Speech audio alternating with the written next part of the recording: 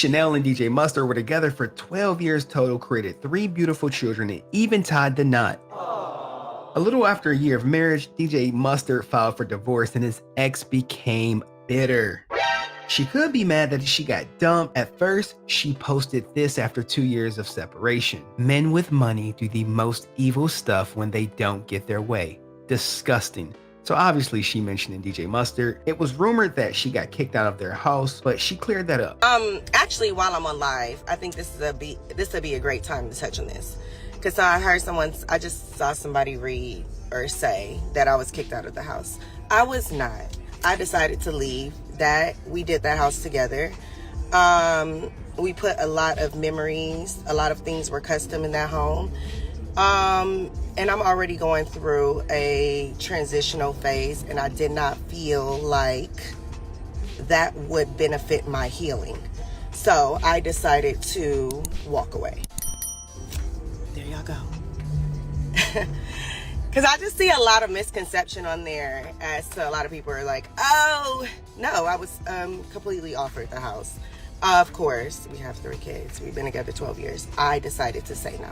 There you have it. She decided to say no to the house. You know, DJ Mustard think he's slick because that's a $2.4 million house. No doubt she probably can't afford it without his contributions. And since they had a prenup, she couldn't afford it. Now, allegedly, she got her own house on her own, but I wouldn't be surprised if he bought it considering he offered her a house. But that just wasn't enough for her. She went on to post this. Shout out to me for real. I walked away from everything I knew, signed a prenup even though I was shooting with him in the gym, and still didn't put up a fight. Now, that's a little bit false because when you sign that prenup, you could try to put up a fight, but it's just gonna get shot down. Furthermore, Mustard wasn't shooting in the gym. He was making beats in the studio. Was she in the studio helping him make beats? Nope. Taking care of my babies on my own is the most rewarding feeling. I keep private for the most part for others' comfort, meaning him, but you get no cool points for effing over your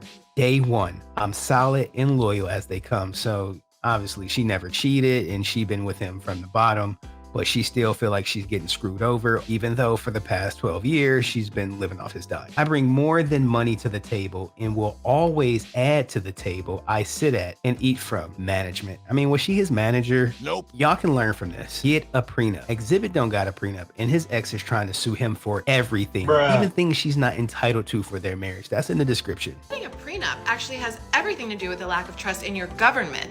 And here's why. We can actually compare a prenup to a will in the sense that you either draft your own will or the government will use the one that they already drafted.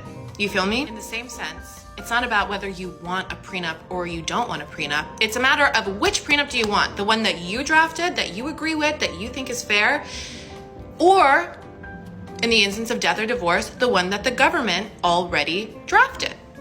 It's up to you. Now, if you think that your government will do an efficacious job at dividing your assets and making sure that your loved ones are provided for in the instance of death or divorce, then by all means, prenup. However, if you do experience some distrust in the way that the government does things and has done things through the course of your life, you should probably get a prenup. If you get married in 2022 without a prenup, you being foolish. But here's her latest bitter post. This is the one that takes the cake. These men be so bitter after they leave.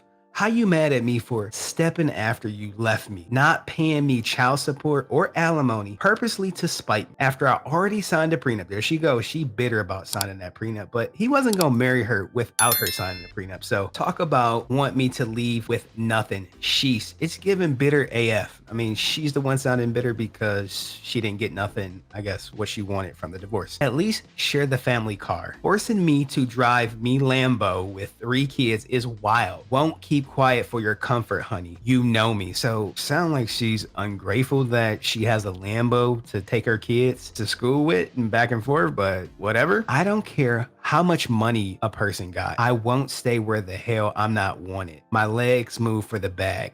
Not a man, period. It's so funny that she posted this because he divorced her, not vice versa.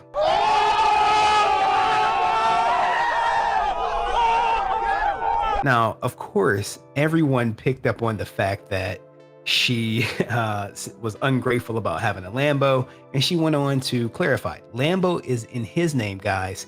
Can't trade it in without him. I know, ghetto birthday gift. Someone posted, she crying about a Lambo as a family car. Baby girl, people don't even get left Toyotas. Trade it in, sweetheart. Someone else, time to trade that Lambo in for at least a Cadillac Escalade, SUV, or Navigator. As I'm going through divorce, sometimes nothing will make the other person happy. She got a Lambo. She's like, well, it ain't in my name. Now look at this date though. This is yesterday.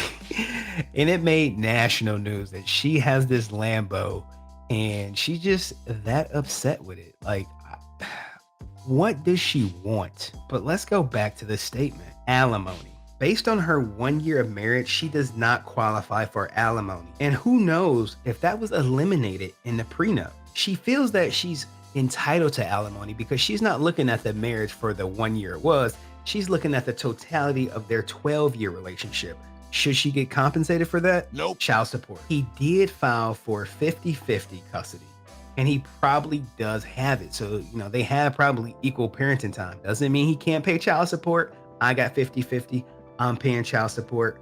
But what he's doing most likely is making what they call gestures in kind, like paying for that Lambo, paying maybe something for that new house that she got. And when you do that, what happens is you get like this deviation, and maybe she talked to a lawyer and said, look, if you put him on child support, he don't have to pay for that house no more. He don't have to pay for that car no more. So we not gonna put him on child support. Furthermore, he likely covers 100% of medical expenses for the kids, as well as 100% of their extracurricular activities, which probably would most definitely, you total all that up, that's gonna supersede any child support obligation. But here we go. In her mind, she's telling herself that it's just not enough. It's not enough that she's driving a 2023 Lambo that's worth probably $230,000, that I'm sure is probably worth more because he ain't getting the base model for her. The sense of entitlement she has is out of the duration of the marriage or the relationship. She was with him when he was fat and no one was playing his beats. And now he made it, he's worth millions. He went his own way, got a divorce, and now she's upset that she can't be like some of these other women getting these astronomical divorce settlements to show off to their friends. Not to mention, he did buy her a $500,000 wedding ring, which I'm sure she still has. So if she's really hard up for money and she don't get no alimony and she don't get no child support because he's making gestures in kind, she can always sell that wedding ring. Like, why are you holding on to it? Am I tripping? Should she get anything else other than what she's already gotten for him? Let me know in the comment section, and I'll see you in the next video. Peace.